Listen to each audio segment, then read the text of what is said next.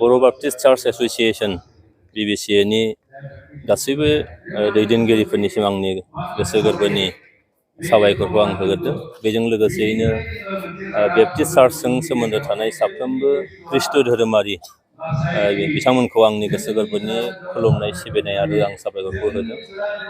जोंहा नैबे थुक्राझाराव थानाय चिरां जिल्लानि थुक्राझाराव थानाय मिशन कम्पाउन्डआव सानथामनि हाबाफारि लानानै 10, 11, 12 फेब्रुवारि अक्ट'आव मेहेरगोनाङै धोरोमनि बागै बिथांमोनहा बेयाव सावरायदों आरो बेयाव फैनानै आं जोबोद गोजोननाय मोनदों।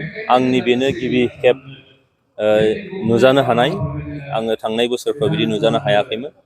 फैनानै आं जोबोद मोजां मोनदों जे जोबोद मोनसे डिसिप्लिनै जोंनि ख्रिस्ट सिबियारिफ्रा हाजार हाजार सिबियारिफ्रा जोबोद मोजाङै जोंनि धोरोमनि बानिफोरखौ लानानै इसोरनि जि मोनसे बानि जिशु ख्रिस्ट'नि जि मोनसे बानि जाय बानिजों बुहुमनि साफ्रोमबो सुबुंखौनो गावनि असे बिदा फंबाय बायदि साननानै लानायनि खोथा, बुहुम सान्तिनि थाखाय बुहुमाव गेना गोरोन्थि खैदां खैफोदा गैयाजासे सान्थि जाथे थांनानै थानायनि हानायनि थाखाय आरोबा सोरबा माबाफोर दाय मावोब्ला बेखौ निमाहा होनो हानाया जोबोद गिदिर बाथ्रा, जेखौ जिशु ख्रिस्ट'आ फोरोंलांदों। दा बेखौ लानानै मोजां मोनसे हाबाफारि लानानै जे खुंदों, आङो जोबोद गोजोननाय मोनदों बेयाव फैनानै आरो मिजिं खालामदों जे जोंनि सोरजिगिरि, खांगिरि, दिथागिरि गासैबो बिथिङाव जोंखौ मदद होगिरि बे आफा इसोरनि खाथियाव जोङो फोथायनाय लाखियोबा सिबिनाय लाखियोब्ला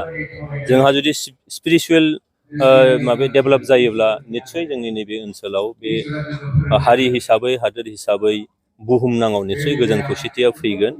आं बेखायनो मिजिंथिदों जे जोंनि बर' हारिनि गेजेराव जेखि धोरोमावनो थायाथों मानो जोङो हारि हिसाबै थांना थानो हानायजों लोगोसे आरो जों बर'फोरा जिहेथु जोङो थांनानै था आरो थांनानै थानो हो होननाय बाथ्रा, जाय बाथ्राखौ जोङो थांनाय समाव मानिनानै फैदों, फैबाय थानाय समावबो बे एखे बानि एखे बोसोनजोंनो जोङो आवगायलांनानै जोंनि गोजोन थासारि जौगानाय बे बिथिंखौ जों निस्सय लाबोनो हागोन।